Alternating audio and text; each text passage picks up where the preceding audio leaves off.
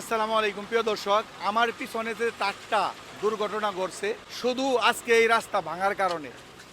শুধু রাস্তা এটা ভাঙার কারণে দেখেন এই দিক দিয়ে কত গাড়ি যাইতেছে, কেউ সাহস পাচ্ছে না এদিকটা যাওয়ার জন্য। দেখেন গভীর রাতে যখন ডিস্ট্রিক্ট ট্রাকগুলা চলে, সেই ট্রাকের উপরে টন টন মাল থাকে, গাড়ির এত স্পিড থাকে, এইরকম ভাঙ্গা যখন রাস্তার মধ্যে থাকে তখন ওই গাড়িটা কিন্তু উল্টে যায়, আর ড্রাইভারও ধাপ করে কিন্তু কন্ট্রোল করতে পারে না। এইরকমই মনে করেন এই ট্রাকটার সাথে এরকম ঘটনা ঘটছে। আমার মনে হয় এই গাড়ির মধ্যে যদি কোনো হেল্পার ড্রাইভার থেকে থাকে তাহলে ডেট হয়ে গেছে। যদি অল্প স্পিড থাকতো তাহলে এগুলো কিন্তু ভাঙতো না।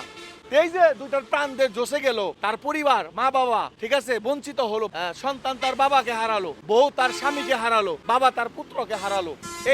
এই ড্রাইভার কে নিবে? আপনাদের কাছে প্রশ্ন